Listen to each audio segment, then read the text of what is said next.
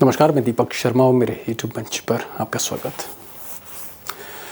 दोस्तों, महाराष्ट्र का चुनाव बीजेपी ने अपने दम पर जीता या किसी और के दम से जीता? अब ये सवाल मैं इसलिए कर रहा हूं क्योंकि ये जो सवाल है, ये जो क्वेश्चन है, महाराष्ट्र में अधिकतर वोटरों के जुबान पर है कि भाई ये रातों रात क्या हो गया कि मोदी जी ने सारे रिकॉर्ड तोड़ दिए। 4 महीने पहले जिस मोदी और शाह को बुरी हार का सामना करना पड़ा था, उन्होंने ऐसा कमाल कैसे कर दिया? अब दोस्तों, 4 महीने पहले यही मोदी जी, यही अमित शाह, यही देवेंद्र फडणवीस, यही बीजेपी जब ये चुनाव लड़ी लोकसभा का, तो महाराष्ट्र में बुरी हार का सामना करना पड़ा और मोदी जी का जो स्ट्राइक रेट था वो 32% हो गया, the worst ever show. 28 seat BJP ने लड़ी, 9 सीट मिली। लेकिन अचानक रातों रात जब नतीजे आए विधानसभा चुनाव के 4 महीने बाद, तो ये जो स्ट्राइक रेट है 32%, ये 89% पहुंच गया। और जो सीटें थी उसमें तो मोदी जी ने रिकॉर्ड ही तोड़ दिया। अगर कुछ और सीटें लड़ जाते तो फिर शिंदे और अजीत पवार की भी जरूरत नहीं थी। सवाल यह है कि ये जो उछाल आया है, इसके पीछे कारण क्या था? अब कुछ लोग कहते हैं पैसा बांटना, पैसा जो बांटा गया, लिफाफे चले, या फिर 1 लाख करोड़ की जो सरकारी योजनाएं थी मुफ्त की, वो जो पैसा गया। लेकिन विपक्ष का कहना, और खासकर संजय राउत का, उनका कहना है कि कहीं ना कहीं उन्हें शक है ये खेल बड़ा है, ये हरियाणा जैसा खेल है, खेल मशीनों का हुआ है। 65 लोगों का एक फैमिली है, उनको 4 वोट पड़े हैं, तो ऐसा कैसा हो सकता है? ऐसी बहुत जगह से हमको कंप्लेंट्स आई है और ईवीएम ये बहुत बड़ा मुद्दा इस चुनाव में रहा। अब संजय राउत जो उद्धव ठाकरे की जो पार्टी है शिवसेना, उसके मुख्य प्रवक्ता हैं और महाविकास अघाड़ी, जिसे महाराष्ट्र में इंडिया अलायंस कहते हैं, उसके बड़े लीडर हैं। इनका कहना है कि साहब, इलेक्शन जिस दिन काउंटिंग हो रही थी, जिस दिन वोटों की गिनती हो रही थी, उस दिन उनकी पार्टी, सिर्फ उनकी पार्टी, वो शरद पवार की बात नहीं कर रहे, कांग्रेस की बात नहीं कर रहे, वो कह रहे सिर्फ उनकी पार्टी से तकरीबन 450 कंप्लेंट थी। 450 कंप्लेंट्स ईवीएम्स की, मशीनों की थी, और ये बहुत गंभीर मामला था। और ये सारी शिकायतें, संजय राउत का आरोप है कि इलेक्शन कमीशन से कही गई, लेकिन इस पर कोई कार्रवाई नहीं हुई, कोई एक्शन नहीं हुआ। अब महाविकास अघाड़ी का एक और आरोप है, और आरोप यह है कि जहां जहां डबल इंजन की सरकारें हैं, वहां वहां खेल हुआ। ये ऐसा आरोप है, उनका मानना है, और उनके पास प्रमाण नहीं। उनका कहना है कि साहब, हरियाणा में डबल इंजन की सरकार थी, महाराष्ट्र में डबल इंजन की सरकार थी। यानी जो चुनावी मशीनरी है, सेंटर से लेकर स्टेट तक, वो चाहे पुलिस प्रशासन हो, चाहे वो डिस्ट्रिक्ट मजिस्ट्रेट्स, कलेक्टर हो, जो रिटर्निंग ऑफिसर्स होते हैं, चाहे वो एसडीएम हो, चाहे वो बूथ ऑफिसर्स हो, चाहे वो पैरामिलिट्री फोर्सेस हो, चाहे पुलिस हो, चाहे होम गार्ड हो, सारा सिस्टम डबल इंजन की सरकार में आपको पता है किसके पास है। तो विपक्ष का कहना है कि जहां डबल इंजन की सरकारें हैं वहां खेल हुआ। अब मिसाल के तौर पर कांटे की टक्कर झारखंड में भी थी, बीजेपी और हेमंत सोरेन के बीच में, इंडिया के बीच में। लेकिन यहाँ पर झारखंड में डबल इंजन की सरकार नहीं थी। चुनाव आयोग भले ही मोदी जी के साथ हो सकता है, पैरामिलिट्री फोर्सेस सेंटर की भले ही मोदी जी के साथ हो सकती, लेकिन जो रिटर्निंग ऑफिसर हैं, जो पुलिस है, लोकल प्रशासन है, बूथ ऑफिसर्स हैं, पोलिंग ऑफिसर्स हैं, ये राज्य सरकार के थे, जहाँ इंडिया अलायंस की सरकार है, हेमंत सोरेन की। तो विपक्ष का कहना है, इंडिया अलायंस के लीडर्स का कहना है कि झारखंड में आप खेल नहीं कर पाए, लेकिन हरियाणा की तरह आपने महाराष्ट्र में खेल किया, जहां जीतने के आसार आपके कम थे। अब दोस्तों, महाराष्ट्र में एक और चौंकाने वाली बात सामने आई है।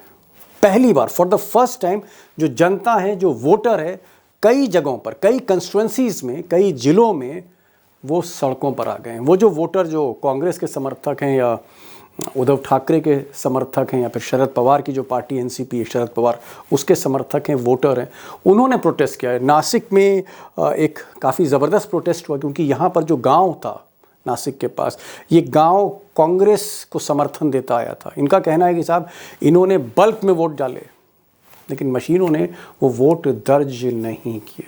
यानी अगर 100 वोट पड़े मिसाल के तौर पर, तो 10 ही दर्ज हुए कांग्रेस के खाते में। अब इस तरह के प्रोटेस्ट पूरे महाराष्ट्र में चल रहे हैं, और आगे एक्सपर्ट के साथ, मशीनों के एक्सपर्ट के साथ, इस इलेक्टोरल प्रोसेस के एक्सपर्ट के साथ मैं कुछ खुलासे करूंगा इसी इशू पर।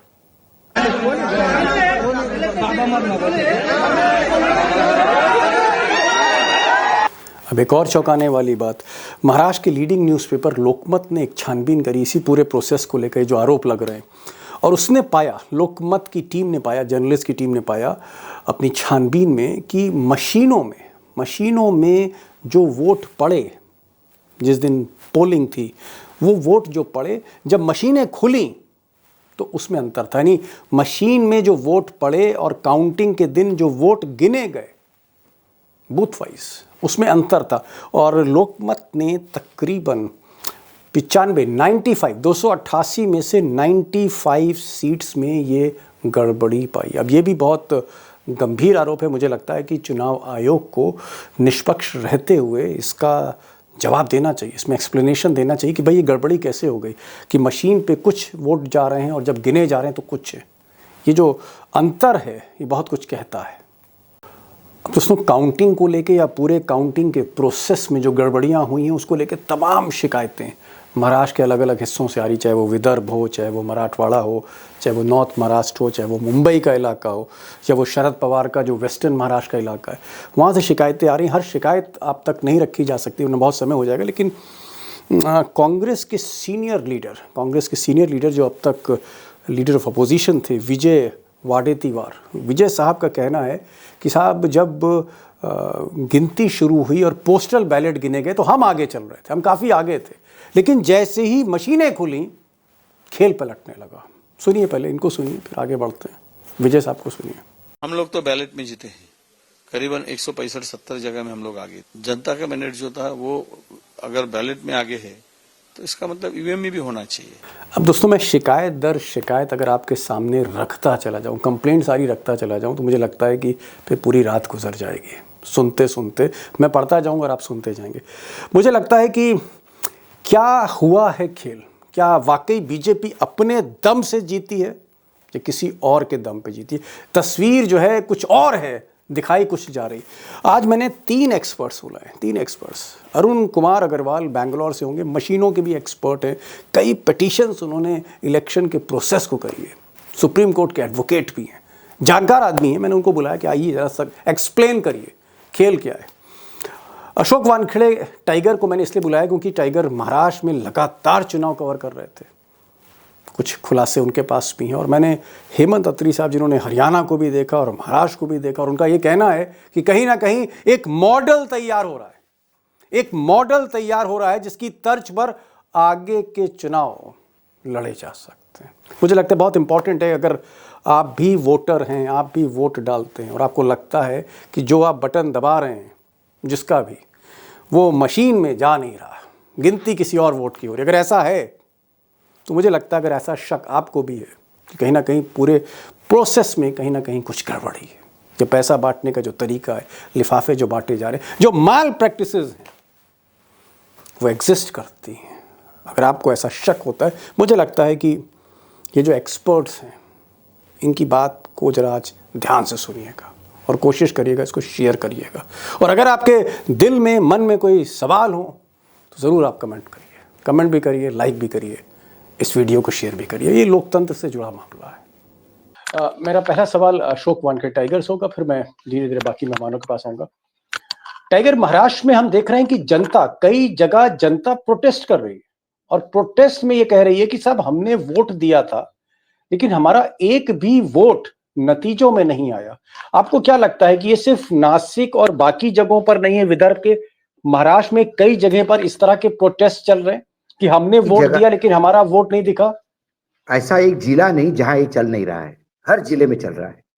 ये मैंने पहली बार देखा कि लहर, आपने सही कहा, 30 साल हो गए हमें भी पत्रकारिता करते हुए और राष्ट्रीय स्तर पर पत्रकारिता करते हुए।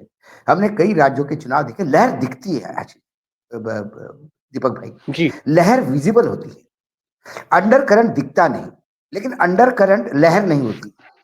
अंडर करंट आपको एक एज दे जाती है, आप बिल्कुल फोटो फिनिश में चले जाते हैं।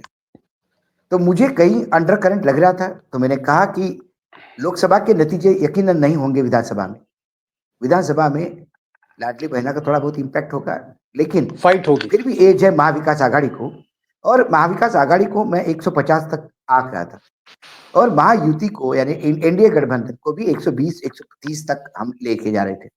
हो सकता है अंडर करंट से वो 150 पे सरकार बना दे, तो ये अंडर करंट होता। 200 प्लस ये अंडर करंट नहीं, ये वेव है।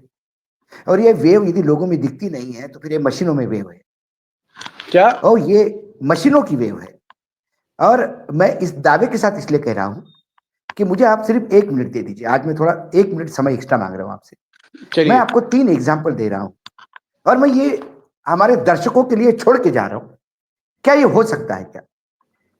पहला उदाहरण, अक्कलकोट सोलापुर जिले का एक कॉन्स्टिट्यूंसी है, कॉन्स्टिट्यूंसी नंबर सोलापुर 250। वहां एक राष्ट्रीय समाज पक्ष का एक उम्मीदवार चुनाव लड़ा। ये बहुत ही छोटी पार्टी है, मैं ये नहीं कहता कि वो जीत जाता, लेकिन उसका एक कंप्लेंट है। और कंप्लेंट क्या है कि जो राष्ट्रीय समाज पक्ष का उम्मीदवार सुनील शिवाजी बंडगर, ये अक्कलकोट से चुनाव लड़ रहे हैं। और अक्कलकोट कॉन्स्टिट्यूंसी में एक छोटा गांव आता है जिसका नाम है दोड्याल। उस दोड्याल गांव का ये रहने वाला है, तो इसका मत वहीं पर है।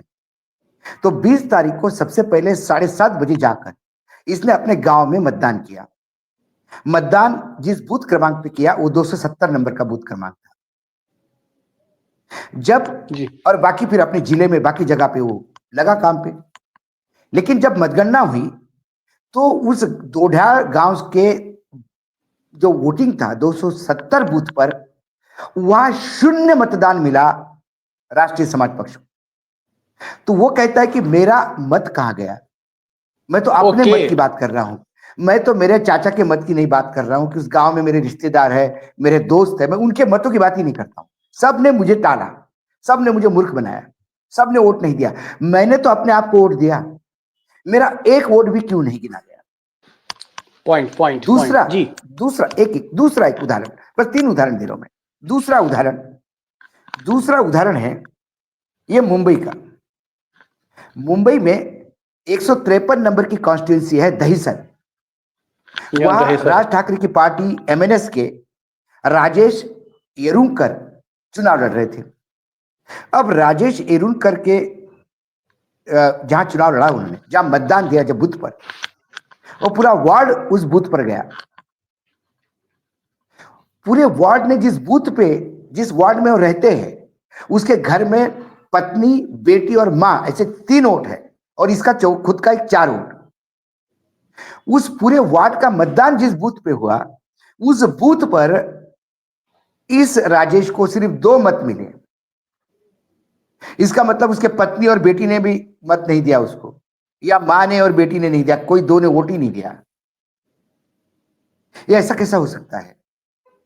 एमएनएस शिवसेना से निकली हुई पार्टी है, एमएनएस का वो पुराना कार्यकर्ता है, कम से कम वार्ड में इतना वजूद है उसका, उस वार्ड से कम से कम अड़ोस पड़ोस के 10-15 तो वोट मिलते हैं, 2 वोट। और उसी ने कंप्लेंट की कि मेरे एजेंट मुझे बता रहे थे कि फॉर्म C-17 के अनुसार जब मिलान कर रहे थे तो ईवीएम के नंबर मैच नहीं किए मशीन के।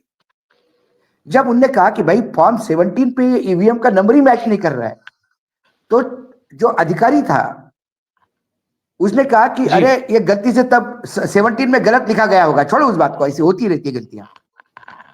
उनने कहा इसको सील नहीं है भाई, 3 सील होते हैं, ये सील कहां है इसके? वो सील भी नहीं। ये 99% चार्ज कैसी है? उसमें बोले वो पहले कांग्रेस को जवाब दे दिया है इलेक्शन कमीशन में, अब ये इशू नहीं। उनको भगा दिया गया एजेंटों को।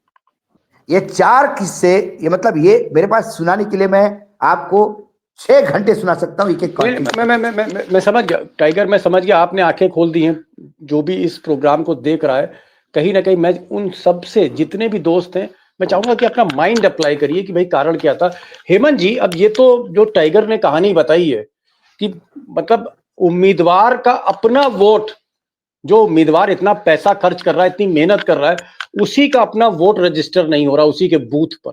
ये जो एक बहुत ही, मैं कहूंगा कि अनप्रेसिडेंटेड, अभूतपूर्व घटना हम परिणाम देख रहे हैं।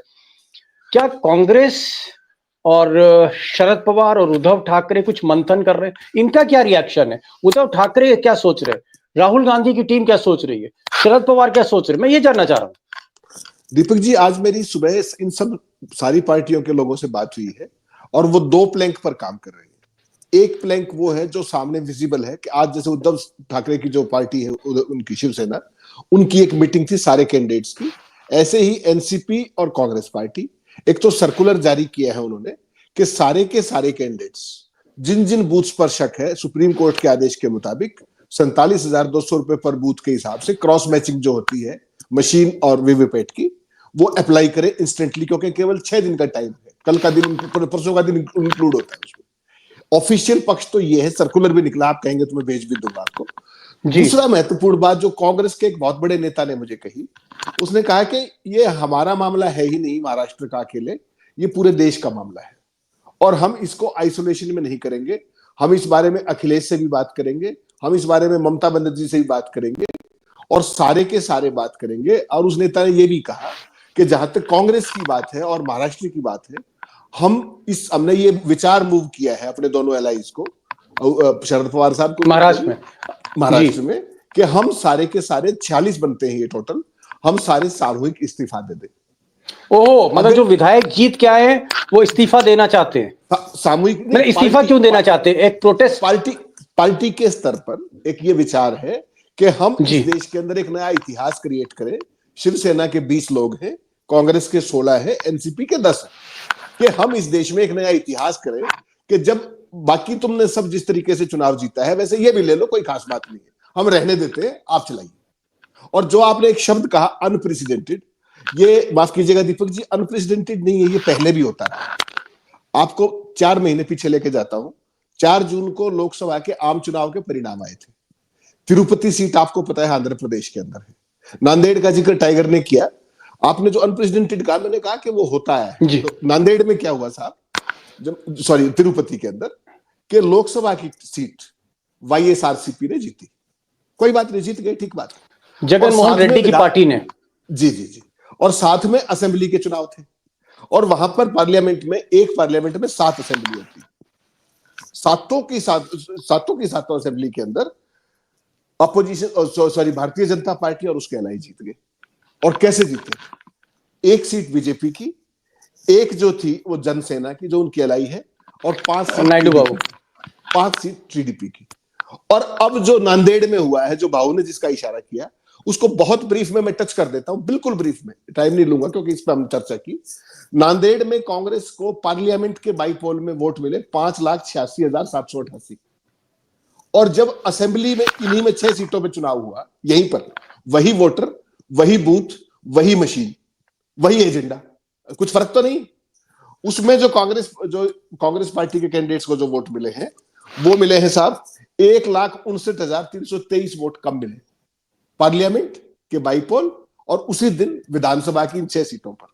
यानी कि ऑन एन एवरेज 6 सीटों पर कांग्रेस पार्टी के 26,500 वोट कम हो गए असेंबली के अंदर। और इसको और साधारण भाषा में आपको बता दूं कि हर चौथे कैंडिडेट ने, जिसने लोकसभा में बाईपोल में दीपक जी को वोट दिया, असेंबली में उसने मुझे वोट दिया। इसका मतलब यह है कि मोदी से ज्यादा लोकप्रिय, क्योंकि पार्लियामेंट का मतलब लोकसभा, बाईपोल का मतलब मोदी है, इसका मतलब यह है कि मोदी से ज्यादा लोकप्रिय फडणवीस है, शिंदे हैं और अजीत पवार है। इसको केवल आप एक बार एक ब्रॉडली देख लीजिए, क्या ऐसा नहीं। तो एक मिनट अत्री साहब, मैं ऐसे नहीं छोड़ूंगा आपको, मैं ऐसे नहीं छोड़ूंगा। आपने भाई कंक्लूजन कर दिया। आपने कहा कि एक ही जिला है, वहां पर पार्लियामेंट में कांग्रेस जीत रही है और बाकी सब में कांग्रेस हार रही है, तो ऐसा कैसे हो सकता है? तो इसका एक मिनट, इसका मतलब क्या हुआ कि असेंबली की मशीनें दूसरी हैं, पार्लियामेंट के चुनाव की मशीनें दूसरी हैं? आपने बिल्कुल सही पकड़ा है। इसके अलावा और कोई कारण हो तो मुझे आप धरती पे सोच के बताइए। अलग अलग मशीन का जी दीपक भाई, चोर कोई भी हो, कोई ना कोई सबूत छोड़ जाता है या गलती से रह जाता है ओवरसाइट से। आपने असेंबली का तो खेल कर दिया और पार्लियामेंट में भूल गए।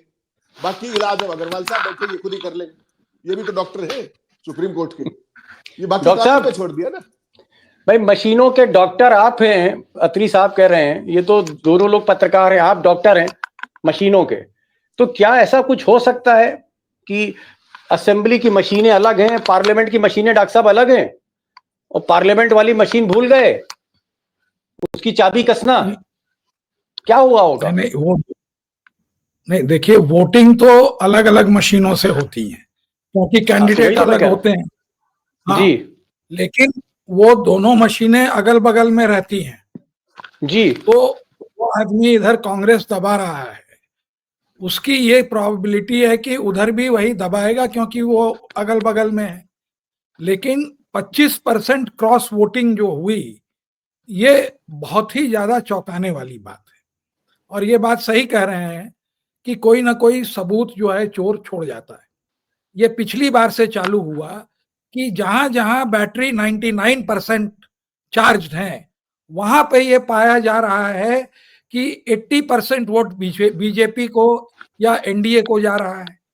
ये हरियाणा इलेक्शन से जी हम लोगों हरियाणा ने में हाँ, 3 काउंटिंग एजेंटों से बात की और उन्होंने ये कहा कि बूथ नंबर वाइज उन लोगों ने नोट करके रखा था और सब में क्या हो रहा है। और कल स्वरा भास्कर के हस्बैंड जो इलेक्शन लड़ रहे थे, हाँ वो फहद ने कहे उसने ये बात कही है। जी जी कि 16-17 राउंड तक जीत रहे थे, उसके बाद ये मशीन निकली राजीव कुमार की। और मैं कहता हूं Rajiv Kumar is killing our democracy, मैं बड़े सख्त ये करता हूं। And his children will bear the stain, क्योंकि आप जी आदमी की हत्या करेंगे तो एक, ये तो पूरी डेमोक्रेसी की हत्या हो रही है। तो लेकिन डॉक्टर ये साहब एक कोई मिनट, मैं समझ गया, आपने प्रमाण दे दिए, प्रमाण अत्री साहब ने भी दे दिए, प्रमाण जो है वो अशोक वानखेड़े टाइगर ने भी दे दिए, प्रमाण है, एविडेंसेस। मैं दूसरी चीज कह रहा हूं, मैं कह रहा हूं क्योंकि आप मशीनों के डॉक्टर भी हैं, एक्सपर्ट भी हैं, और आप सुप्रीम कोर्ट के वकील भी हैं, इस तरह की पिटीशन आप करते रहे और कई मुकदमे आपने जीते भी हैं। मैं आपसे पूछ रहा हूं कि मैं सपोज करिए मैंने वोट दिया एनसीपी को, शरद पवार को, और मेरा वोट नहीं शरद पवार को मिला, तो मैं क्या करूं? मुझे इस तरह की कौन सी मुझे रेमेडी है संविधान में? मैं क्या करूं अगर मेरा जो मत अधिकार है जिसको मैं प्रयोग कर रहा हूं, मेरी सबसे बड़ी ताकत, अगर मैं अपनी सबसे बड़ी ताकत को प्रयोग नहीं कर पा रहा हूं और कोई शक्ति मेरी ताकत को पलट दे रही है कि मैं वोट ए को दे रहा हूं, वोट बी में जा रहा है, तो मैं क्या करूं? जनता क्या करे, वोटर क्या करे, ये तो बताइए। मैं याचिका करता था सुप्रीम कोर्ट में ईवीएम के मामले में, तो मैं इसलिए उसका वो पढ़ा भी, और मैं ही एक आदमी था जो रिव्यू में भी गए। तो उसके अंदर में उन्होंने जो सिंबल लोडिंग यूनिट है, एक ही जगह जो है चोरी करने का स्कोप है कि किसको क्या सिंबल अलॉट होगा, वो बाहर से लोड होता है। और उसके जो जानकार हैं वो माधव देशपांडे जी, उन्होंने कहा कि आप केवल एक लाइन उसमें बदल दीजिए तो हर तीसरा चौथा वोट जो है बीजेपी को ट्रांसफर हो जाएगा। तो ओके, हाँ, वो उन्होंने इस बात को कही और डिमॉन्स्ट्रेट की, और बहुत लोगों ने उनका इंटरव्यू लिया। एक मिनट मुझे समझाइए, मैं जनता को समझाना चाह रहा हूं दोस्तों को कि मतलब हर चौथी बार जब बटन दबेगा, चौथी बार, तो वो वोट बीजेपी को जाएगा। यानी अगर सीरियल में मेरा नंबर चौथा है और मैं चौथे नंबर पे गया, मैंने बटन दबाया शरद पवार का, तो क्या वोट बीजेपी में चला जाएगा? ये कहना चाह रहे हैं आप? जी, ये उनका कहना है। उनका कहना है कि इस तरह से टैंपरिंग हो रही है। टाइगर, ये बताइए कि आपने बहुत से प्रकरण बता दिए मुझे कि पूरे गांव ने जो है वोट दिया कांग्रेस को, लेकिन एक भी वोट उन गांव वालों का रजिस्टर नहीं हुआ मशीन पे, और वो सारे गांव वाले प्रोटेस्ट कर रहे हैं। कई जगह महाराष्ट्र में प्रोटेस्ट चल रहे हैं, पब्लिक कह रही है कि साहब हमने वोट डाला था कांग्रेस को, कोई कह रहा हमने वोट डाला था उद्धव ठाकरे को। जिसके जिसके समर्थक हैं वो सड़कों पर आ गए हैं और कह रहे हैं कि भाई ये हमारा बूथ है, ये हमारा वोटर आईडी कार्ड है। चलिए, ये तो एक ऐसा विषय है जिसमें समय लगेगा। मुझे ये बताइए कि शरद पवार से अगर आपकी बात हुई हो, उद्धव ठाकरे के किसी कैंप से बात हुई, ये लोग भी तो कोई रीजन बता रहे होंगे, भाई शरद पवार तो चाणक्य हैं, चाणक्य दांव कैसे खा गया शरद पवार? नहीं, चाणक्य क्या दाव खाएगा? चाणक्य मशीन थोड़ी बदलेगा। यदि रात को मशीनें बदली तो चाणक्य क्या करेगा भाई? फेयर इलेक्शन में ही चाणक्य काम कर सकता है ना। यदि आप चेस खेलने बैठे और आपका घोड़ा टेढ़ा चलने लगे नए रूल के हिसाब से, तो आप कौन से ग्रैंड मास्टर को आप हरा नहीं पाओगे भाई साहब? ये तो मेरा घोड़ा टेढ़ा चलेगा आज, और हाथी टेढ़ा 2.5 घर चलेगा। अब मैंने तय कर लिया जी, तो क्या करेगा ग्रैंड मास्टर? हेमंत जी, अब ये बताइए कि साहब आपको क्या लग रहा है, क्योंकि आपने हरियाणा चुनाव भी कवर किया, महाराष्ट्र भी आप देख रहे हैं, क्या हरियाणा और महाराष्ट्र इनमें कुछ आपको सिमिलरिटीज दिख रही हैं? नंबर 1। नंबर 2, मैं एक सवाल आपसे पूछ रहा हूँ भाई, आप लोग कह रहे हैं कि सब मशीनें मशीनें, तो भाई मोदी जी और अमित शाह ने मशीन का खेल झारखंड में क्यों नहीं किया? झारखंड भी तो उनको जीतना था, वहां भी तो मोदी जी सबसे ज्यादा मेहनत कर रहे थे, तो झारखंड में क्यों नहीं कर पाए अत्री साहब? दीपक जी, दूसरे सवाल का जवाब पहले दूंगा। अगर झारखंड में भी ये कर देते और जम्मू कश्मीर में भी ये कर देते तो सारा खेल जो है वो सारा फिजल आउट हो जाता और पूरे देश में जो होता उसकी आप कल्पना ही कर सकते हैं। इनकी पूरी क्रेडिबिलिटी डाउटफुल हो जाती, स्टेक पे आ जाती। इसलिए कोई भी जो बड़े से बड़ा खिलाड़ी होता है वो बड़ी जीत पाने के लिए छोटी चीज कुर्बान भी करता है। एक, अब आपके पहले सवाल पर आता हूं। और ऐसा तो नहीं कि डबल इंजन की सरकारें थी हरियाणा और यहाँ पर झारखंड में? उस पे आ रहा हूं।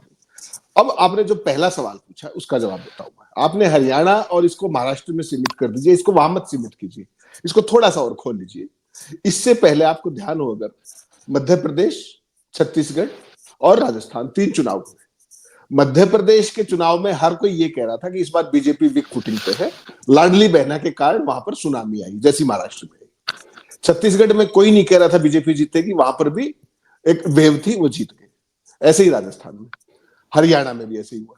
मैं आपसे एक सवाल पूछ रहा हूं दीपक जी, सारे सीनियर साथी बैठे हैं।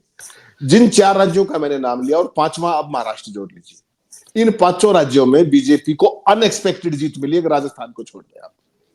इन 5 राज्यों में आपने भारतीय जनता पार्टी के किसी भी कैंडिडेट का परिणाम के दिन कोई विजय जुलूस देखा क्या? पार्टी के स्टेट हेडक्वार्टर के अंदर कोई जश्न देखा क्या? बता दीजिए, अगर एक स्टेट में देखा हो तो। महाराष्ट्र में देखा हो, दिल्ली में तो मोदी जी के ऊपर फूल बरस रहे थे, राजनाथ भी बरसा रहे थे, नड्डा साहब भी थे, अमित शाह भी थे। वहां पर अगर पॉपुलर वोट से आप जीते हो तो वहां का सेलिब्रेशन कहां चला गया? मेरा आपसे एक सवाल है। फाइनल राउंड ले रहा हूँ, और ये सवाल मैं जवाब सबसे लूंगा। सवाल एक ही सवाल मेरा है कि मान लीजिए जैसे आप सब लोग कह रहे हैं कि गड़बड़ हुई है, कुछ मशीनों का खेल हो सकता है, कुछ रिगिंग, मतलब बेसिकली आप कह रहे हैं कि चुनाव में माल प्रैक्टिसेस हुई हैं जिसकी वजह से ये चौंका देने वाला परिणाम आया है। अगर महाराष्ट्र एक मॉडल है और मान लीजिए विपक्ष प्रोटेस्ट नहीं करता और महाराष्ट्र का मॉडल फिर आगे चलता है, तो क्या अल्टीमेटली कुछ साल के बाद विपक्ष मुक्त भारत होगा? इस देश में कोई विपक्ष नहीं होगा, या फिर विपक्ष को चुनाव का बायकॉट करना चाहिए, बायकॉट करेगा? होने क्या जा रहा है अगर ये महाराष्ट्र मॉडल आगे बढ़ता है, हरियाणा और महाराष्ट्र मॉडल आगे बढ़ता है तो महाराष्ट्र होगा मॉडल क्या? ही नहीं है, ये ओरिजिनली छत्तीसगढ़ मॉडल है, बाद में वो रिपीट हुआ हरियाणा। अत्री जी पहले बोल चुके हैं ये प्रोग्राम, आप ही के प्रोग्राम, ये ओरिजिनली छत्तीसगढ़ है, उसके बाद ये हरियाणा हुआ और ये कन्फर्मेशन महाराष्ट्र में हुआ। हरियाणा में थोड़ा बहुत हुआ, एक नजर की शर्म करते हुए 10-15 सीटों पे। महाराष्ट्र में क्लीन स्वीप करके दिखाया। अब बताओ क्या कर लोगे आप? और अगली लोकसभा में बीजेपी 400 पार होने जा रही है। ओके, लिख लीजिए मेरे से, 400 पार, 500 पार। देख लीजिए, अरुण जी ने कहा 500 पार। क्या कर लोगे आप? बहिष्कार करोगे? देखिए दीपक जी, आप बहिष्कार करोगे, कर लीजिए। वो क्या करेंगे? मायावती जैसे बहुत लोग हैं उनके पास, मायावती को चुनाव लड़वाएंगे, लीडर ऑफ अपोजिशन बनवाएंगे। प्रकाश आंबेडकर को चुनाव लड़वाएंगे, लीडर ऑफ अपोजिशन बनवाएंगे। राज ठाकरे, आज राज ठाकरे की मीटिंग हुई, पहली बार राज ठाकरे के सामने किसी ने मुंह खोला। सारे के सारे हारे हुए उम्मीदवारों ने कहा, मतलब सर ही हार गए कि बोले राज साहब बीजेपी के साथ दोस्ती आपकी तकलीफ देगी सबको। टाइगर ने कहा अगर ये मध्य प्रदेश, छत्तीसगढ़, उसके बाद हरियाणा के बाद महाराष्ट्र, ये मॉडल अगर सक्सेसफुल रहा तो 2000 नहीं, महाराष्ट्र ने मोहर लगवा दी। मोहर लगा दी। Maharashtra has sealed the fate of elections in this country. ठीक, तो आपका ये कहना है कि 500 पार 2029 में मोदी जी होंगे। अत्री साहब, क्या विपक्ष को अब क्या करना चाहिए? भाई आपको भी 30-32 साल हो गए पॉलिटिकल रिपोर्टिंग करते, क्या करना चाहिए विपक्ष को? बहिष्कार करे या झेलती रहे या जांच करे, सड़कों पे आए, क्या है? या सरेंडर कर दे? बहुत ही साधारण बात है। देखिए, मोदी जी चले थे कांग्रेस मुक्त भारत से, और अब जो उनके जो राजीव कुमार जी हैं, उन्होंने उस एजेंडे को और आगे बढ़ाते हुए विपक्ष मुक्त भारत जैसा आपने कहा, बिल्कुल वो उस पर लेके गए। महाराष्ट्र में जो गड़बड़ मुझे लगता है हो गई है, उसमें थोड़ी सी चीनी ज्यादा गिर गई है, वो बटन के अंदर थोड़ी सेटिंग ज्यादा हो गई। अगर वो आप ये समझिए 170-80 तक होती ना, तो आज मैं और आप ये सब बात नहीं कर रहे होते। मध्य प्रदेश की तरह हम भी चुपचाप होके लाड़की बहना योजना और पता नहीं क्या क्या योजना, और जैसे हरियाणा में फिर मैं और आप रात को रिपेंट कर रहे थे कि नहीं माइक्रो मैनेजमेंट था, वो तो बड़ा भारी, वो तो ये था, वो तो वो था।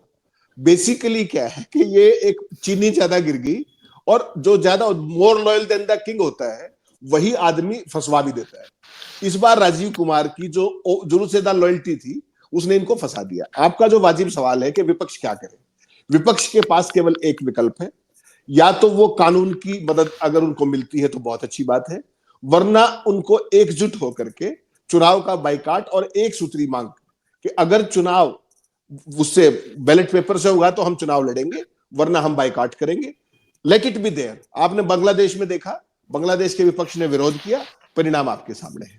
तो जो ये 10 साल आज कांग्रेस चल रहा है, जो मदमस्त हाथी चल रहा है राजीव कुमार का, इसको मोदी का मत कहिए आप। वो तो एक टास्क देके विदेश चले गए थे, आपको पता नहीं, अफ्रीका जी से जी। संबंध मजबूत करने चले गए थे। बहरहाल आप कह और रहे हैं यहाँ कि विपक्ष को एकजुट होना पड़ेगा। हेमंत अत्री कह रहे हैं, वरिष्ठ पत्रकार हैं, कि विपक्ष को एकजुट होना पड़ेगा, या तो बॉयकॉट करे या कोई लीगल रेमेडी इसकी निकाले।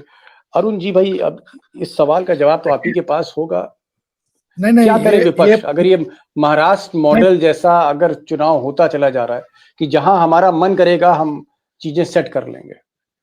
नहीं, पहले तो जो अशोक जी ने कही वो करना चाहिए। जो एक सुझाव था कि लोग ओथ न ले, जो 45 या 50 जो विधायक हैं वो अभी ओथ न ले। दूसरा, मैं एक बढ़िया सुझाव बताता हूं, बड़ा कंस्ट्रक्टिव। अभी से लेके मई तक ये लोग हर महीने एक दिन एजिटेट करें पूरे देश में कि हमें बैलेट का चुनाव चाहिए, हमको इस पर विश्वास नहीं है, इस कारण से अभी सुप्रीम कोर्ट ना जाए। मई में जब बदलता है, क्योंकि with all due regards to justice Khanna, ये 2 बार इस बेंच पर बैठे हैं ईवीएम वाली में। एक बार वो गगोई साहब के साथ 2019 में बैठे हैं और एक बार जो है अभी बैठे हैं। तो वो उनके पास ये मामला जाएगा तो ज्यादा रिलीफ मिलने की उम्मीद कम है। मतलब सुप्रीम कोर्ट के नए चीफ जस्टिस आए मई के महीने में, मई ये इसी का 2025। कहना नहीं चाह रहा था आप, अब लेकिन स्पष्ट कर दिया आपने, मैं यही कह रहा था। तब ये जाए, क्योंकि दीपांकर दत्ता ने जब ये हो रहा था, जस्टिस दीपांकर दत्ता ने, तो उन्होंने कहा कि अरे आप लोग ऐसे ही कहते हैं कि ये कौन सा रिलायबल है ये पोल कि 50% लोगों को ईवीएम पर विश्वास नहीं है।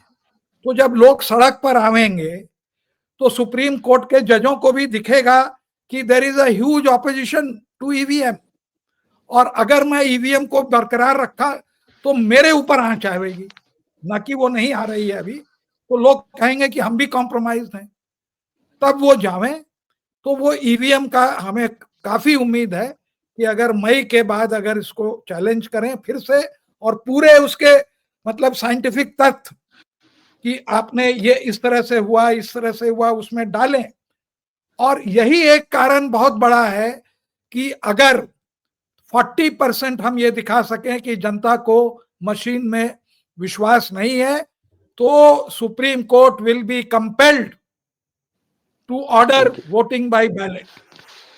चलिए साहब, मेरा अरुण साहब ने कहा है कि जनता को अगर वोट पर अपने विश्वास नहीं है, और अगर उसका जो मताधिकार है, जो इतना बड़ा राइट, उसकी जो ताकत है वोट, अगर वही सही जगह नहीं जा रहा, उसकी मर्जी के मुताबिक मशीन दबाने के बाद वहां नहीं गिर रहा है, तो ये एक ऐसा अधिकार है कि सुप्रीम कोर्ट इस पर संज्ञान ले सकता है। लेकिन वो कह रहे हैं कि मई के महीने में 2025 मई के बाद अगर हम सुप्रीम कोर्ट जाते हैं तो रिलीफ में 5 महीने में 6 महीने जी जी जी जी जी ये कहा है। दूसरा, अत्री साहब और टाइगर का ये कहना है कि भाई जो महाराष्ट्र मॉडल है ये फाइनल मॉडल था, कि शुरुआत छत्तीसगढ़ मध्य प्रदेश से हुई और उसके बाद सबने हरियाणा देखा और हरियाणा के बाद महाराष्ट्र, यानी कहीं ना कहीं जो एक एक्सपेरिमेंट है वो अब धीरे धीरे एक प्रयोग में बदल रहा है। संयोग नहीं, ये प्रयोग है। और टाइगर का भी यही कहना है कि भाई कहीं ना कहीं सबसे पहले जो विधायक हैं महाराष्ट्र में चुने हुए, इनको सोचना चाहिए कि इनको विधानसभा में बैठना है या नहीं बैठना है, सरेंडर करना है या लड़ना है, क्योंकि लड़ के ही कुछ ना कुछ मिलेगा, ये इस देश का इतिहास बताता है। अत्री साहब, आप आए, बहुत बहुत शुक्रिया, आपने खुलकर बातें की, हालांकि आज प्रोग्राम बहुत लंबा हो गया है। टाइगर, आपका भी बहुत बहुत शुक्रिया and thank you so much for joining this program. Arun ji, आप बैंगलोर से जुड़े और आप एक बहुत सशक्त आवाज हैं, कई मुकदमे आपने जीते भी हैं चुनाव आयोग से या इस तरह की जो गड़बड़ियां हैं सुप्रीम कोर्ट में, और मैं चाहूंगा कि आप होमवर्क आजकल कर रहे होंगे, कोई नई पिटीशन करिएगा तो जरूर इत्तला करिएगा हमको। आपका भी बहुत बहुत शुक्रिया। Thank you so much for joining this programme. Thank you so much.